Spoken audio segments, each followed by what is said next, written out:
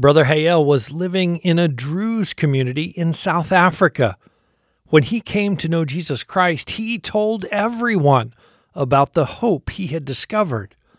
As a result, he was kicked out of his community. Some of you may wonder, was sharing his faith worth the sacrifice? I don't see it's sacrificed about if you know the Lord. It doesn't matter what happened, it's not really sacrificed. Even if I pay the heavy price for whatever can be, I still happy because I know I'm going to the right direction. Jesus never promised his followers an easy path. In fact, he told his disciples that the world would hate them. He sent them out as sheep among wolves. Jesus' words came true in the life of the apostles, and they're still coming true today in the lives of his followers around the world. Join host Todd Nettleton as we hear their inspiring stories and learn how we can help. Right now on the Voice of the Martyrs Radio Network. Welcome again to the Voice of the Martyrs Radio. My name is Todd Nettleton, and we are connected today with Brother Dan and Brother Hayel. They are involved in outreach to Druze people in the Middle East. And so we're going to talk about who the Druze are, what they believe, and also sort of their pathway to ministry, their pathway to Christ. I think you'll be encouraged by this conversation. Dan, Hayel, welcome to Voice of the Martyrs Radio. Thank you, Todd. It's great to be with you. First question, I think for most of our listeners, there's probably a lot of our listeners who have never heard of the Druze people. So who are the Druze? What do they believe? Where are they? Just kind of give us a little bit of information about the people that you're ministering to. Good day to everybody. The Druze people are in the Middle East, most of them in Lebanon and Israel and Syria and a bit in Jordan. It's about 1.5 million, more or less. They have a completely different religion than anybody else. They believe in reincarnation. And they do believe in Jesus, but not the way that Christianity believe. So you say that there are people. Is there an ethnicity that is Druze, or is it purely a religious identity? There was a study done not that long ago where they did some DNA marker tests to find out if, in fact, the Druze people group were only a religion or if they were actually a distinct ethnic group. And they found out that they were actually a distinct group. So the only way that you can be a Druze person is if you have a Druze father and a Druze mother. Someone like George Clooney and his wife, who is Druze, they have twins, but their twins are not Druze. The Druze people, they would not self-identify as anything other than, like, they wouldn't say we're Muslims and we're Druze. They would just say, we are the Druze people. Yeah, they have nothing to do with the Muslim at all. Even if you visit any village of the Druze people, you don't see any mosque there. So it's completely, even though they live amongst Muslims, they stay completely separate. It's completely different than Muslim, yeah. So what is the relationship between the two? Because obviously living in Lebanon, living in Jordan, living in Syria, they have Muslims all around them. Is there animosity, or do they kind of get along, or what's the relationship like? The Muslims, especially Sunni Muslims, consider the Druze to be heretics from Islam because the Druze religion started about 1,000 years ago and was an offshoot of Islam itself. There's respect, but the respect only goes so far because of the view that it's a heretical religion. We're talking today on Voice of the Martyrs Radio with Brother Dan and Brother Hayel. They are involved in ministry to Druze people in the Middle East. So, Hayel, what happens when a Druze person meets Jesus and says, okay, I'm not going to be Druze anymore. I don't believe in reincarnation anymore. I believe in Jesus. Yeah, well, I experienced it myself, so I know there's some of the Druze people, they believe in Jesus. Yes, it's right. They don't accept them in the Druze society because you're born Druze, you have to die as a Druze. But if somebody like they believe in Jesus, Depends where you are as well. In Lebanon, they take a different way. In Syria, different way. In Israel, different. So depend where you are as well. If they know about you, about me, they can try to convince me not to be Christian and to stay as a Druze person as I born, like my parents, like my grandparents, whatever. Then they can push you for too many different things that to try to frame you somehow in some places, to damage your stuff, maybe to do very bad stuff. Some of them, obviously, not all of them, but the religious strict people, they can do so. So I experienced it myself, and it wasn't easy, and I'm still paying for it. One of the things that it was told to Hayel, it's kind of a rule, and it might be unspoken, is that it's okay for you to believe this as long as you don't do it out loud, as long as you don't do it openly. So what you do behind closed doors, that's your business, but don't bring this into the community. And Jesus didn't say that to us. He said we must say to everybody. Yes. If you are ashamed of me, I will be ashamed of you. Yeah. So it sounds like it starts out with conversation. Hey, you were born a Druze. You should always be a Druze. Why would you do this? Why would you betray your people, your heritage? But then it escalates to a lot more pressure, physical threats against your possessions. How did you respond to that? Well, I'm believer, so whatever God the plan, He's with me, so nobody can be against me. This is number one. And secondly, I'm taking it wisely, and I think about everything nicely, that not to hurt nobody and not to be against nobody as well, even if some people they're against me. I left where I used to stay, and I live in different town now, and I'm doing fine. I'm happy with the way how I am. I'm happy that I'm Christian. I knew the Lord, and I'm very happy to that I met my brother Dan and my sister Meg. We in very good relationship with them all the time. We meet and we speak about God, and we do a lot of stuff together. So I'm happy with that. Even though there's been a lot of sacrifice. Yes, for me it's nothing. Yeah. All the disciples they paid the price. So who I am. All the disciples. That's true. One of the things that Jesus warned his disciples was that they will throw you out of the synagogues. What's not really well understood, I think, in the West is that the synagogue was the community. It wasn't just the building where you went to go worship God. It was actually the whole community system.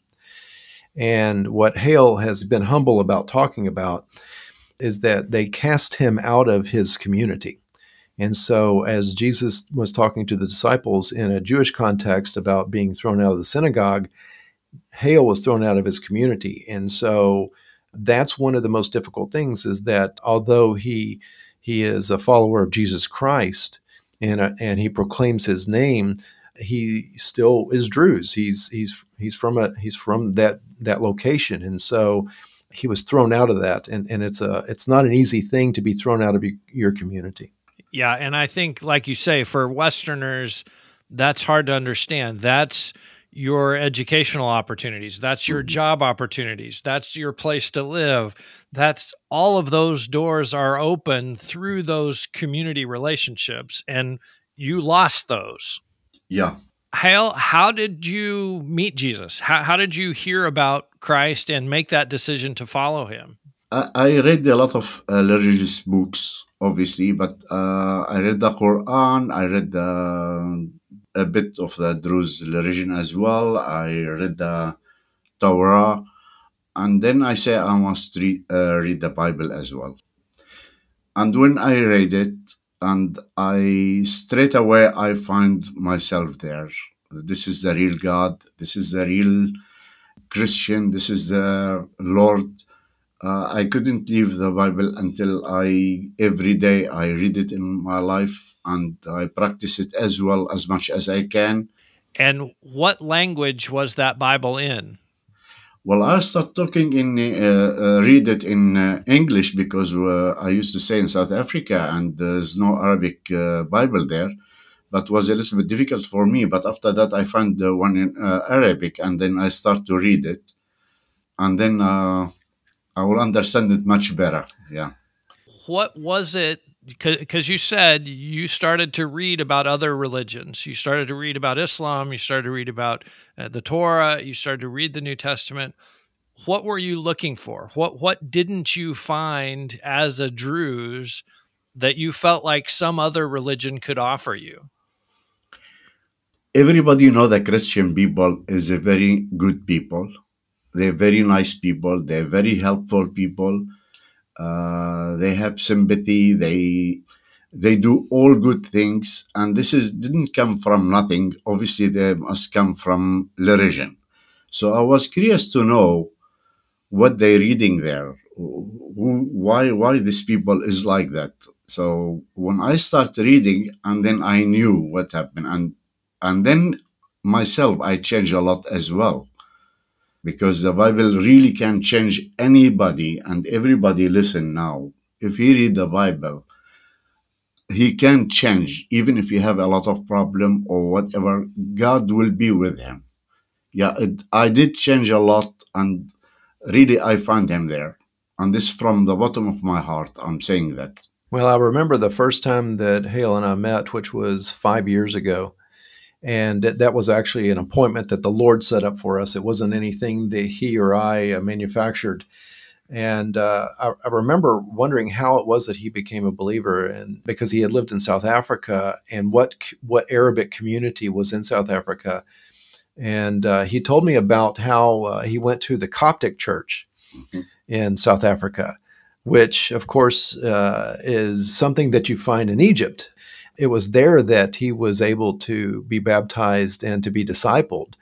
And so it's just interesting how God will take someone out of the Middle East to South Africa to find himself, and then to be discipled in a church community that is very foreign to anything that he had had before. So it's just how God works. It is how God works. It's always amazing to hear and how he makes those connections.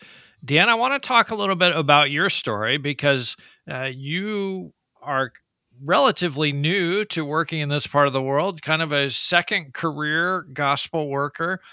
Talk a little bit about your background and how God brought you into this second career. It's a long story, and I'll make it short. But I used to be in the business world, and I served at our local church. And basically, one of the things that we had talked about on our missions committee was praying for a particular people, and possibly looking to focus proclaiming the gospel to that people. And after a number of months where we had been praying about it, the Lord put Syria on my mind, and said, "I want you to recommend Syria." And I said, "Absolutely not." And I said, "Don't you know who those people are?" And this was back in 2007, so this is 15 years ago. And the Lord said, "I want you to recommend Syria." And I said, "No. You know, they have terrorists and they're Arabs." And I had this great hatred for Muslims and Arabs. And of course, this was 6 years after 9/11. So, you know, a lot of that was still fresh. And the Lord said, "I want you to recommend Syria." And I said, "But," and the Lord said, "Remember Jonah." And I was like, okay, I know how that ended, and that did not end the way that Jonah thought. And so that was the beginning of it. And so I recommended Syria to our committee, and that started a process that made the first trip to Syria back in 2007. And in that trip, where we traveled Syria up and down from Aleppo to Damascus and Homs and other places. And the Lord took out my heart that was so full of hatred for Muslims and Arabs, and he took a steel brush to it, and he scrubbed the hatred off of it, and he put it back in, and he said, "Now I can start using you." And I really didn't know what was coming after that. I just thought, okay, well, it was very painful. I'm giving you the very brief version of it. It was very painful. But over the next couple of years, the Lord just really changed our whole lives. And so our original idea was that we were going to go to Syria, but the war started. And so we went to Jordan, and we had to learn Arabic. And so we were studying Arabic there, and Syrian refugees started arriving. And so shortly after we got to Jordan in 2012, we met our first refugee family. And so we were never able to get to Syria, but God sent Syria to us.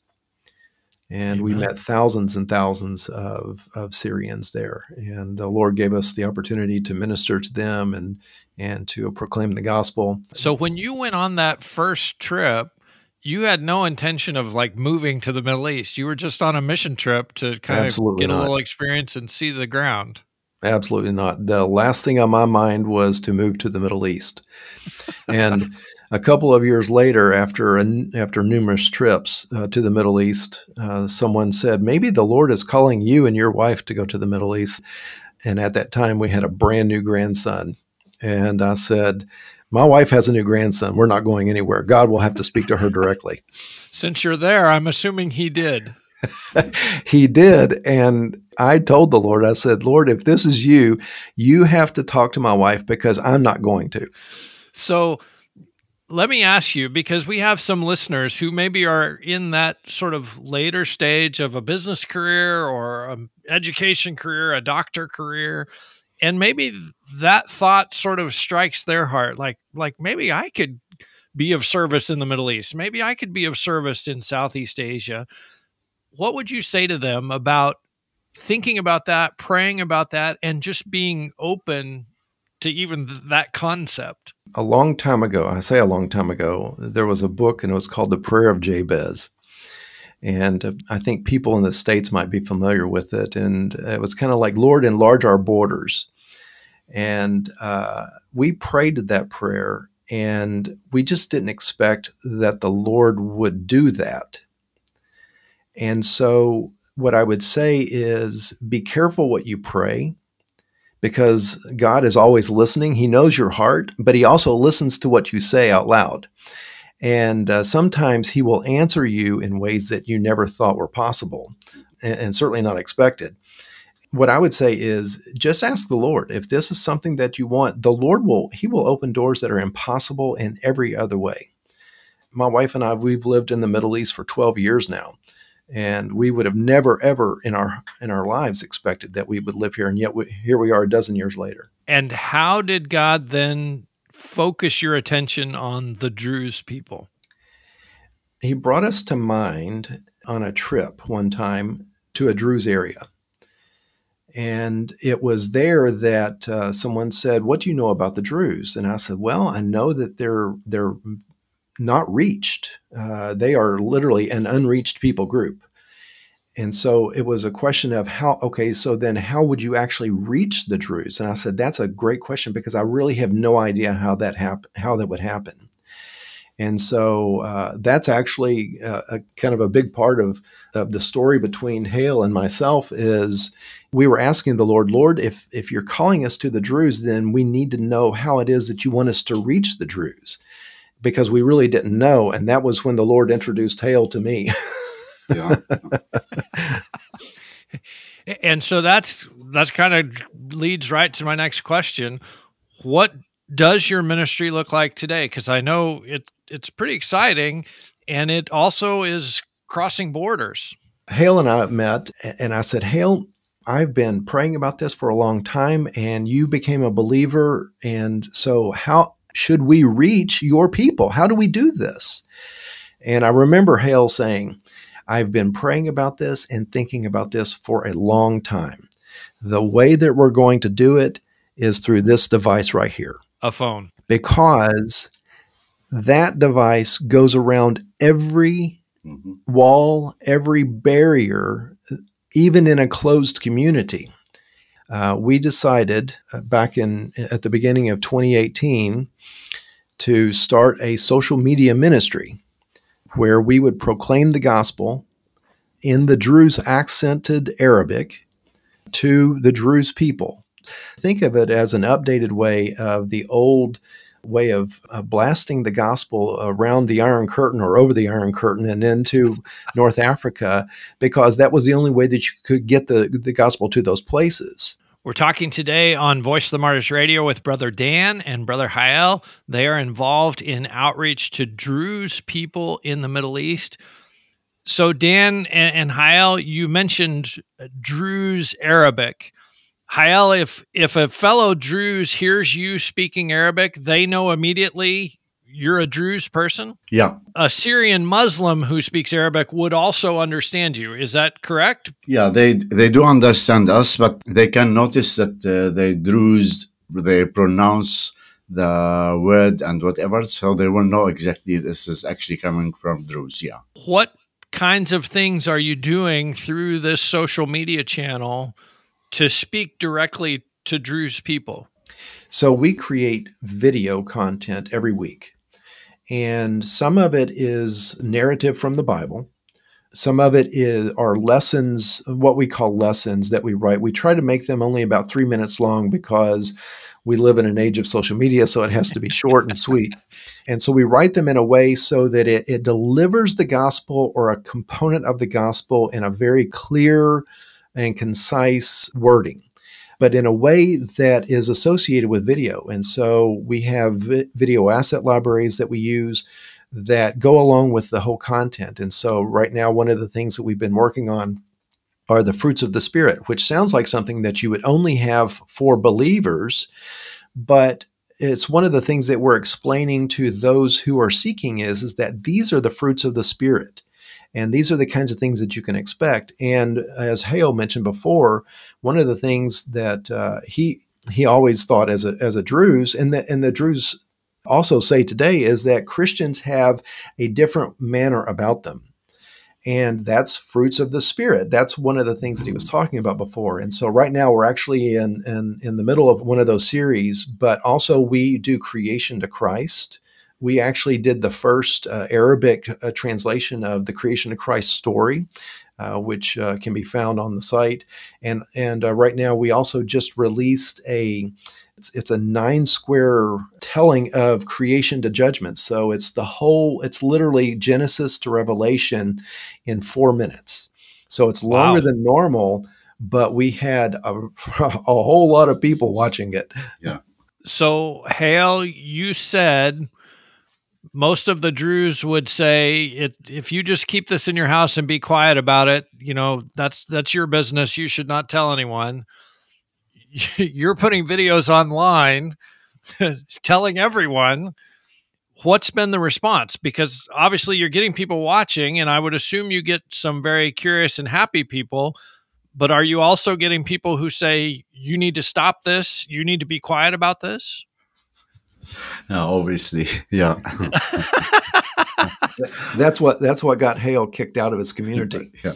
I don't sense in you any second thoughts, that you've never had any second thoughts of, boy, this was a heavy price, or boy, this was too much of a sacrifice. I don't sense that from you at all. I don't see it's sacrificed about if you know the Lord. It doesn't matter what happened, it's not really sacrificed. So for me, even if I pay the heavy price for whatever can be, I still happy because I know I'm going to the right direction. And this is the main thing for me. That's Brother Hayel reminding all of us what a privilege it is to follow Jesus, no matter where he leads us or what it may cost. Brother Hayel and Brother Dan have been helping us learn about the Druze people here on the Voice of the Martyrs Radio. If you missed any of our conversation, you can always hear it again at vomradio.net. That's our website. Or subscribe to VOM Radio wherever you listen to podcasts. Maybe you know a believer in Jesus who has never heard of the Druze people. Maybe it's someone who would help to pray that God will move among this people group. I hope you'll share a link to today's program with that person. Maybe share it with your pastor as well. Next week, Brother Hayel and Brother Dan will be back with us. We left on kind of a somber note, hearing how Brother Hayel has been ostracized from his Druze community because of sharing his faith in Christ. Next week, we're going to hear good news, how God is at work among this people group, how that is happening, how the gospel is spreading. I hope you'll be back for that conversation next week right here on the Voice of the Martyrs Radio Network.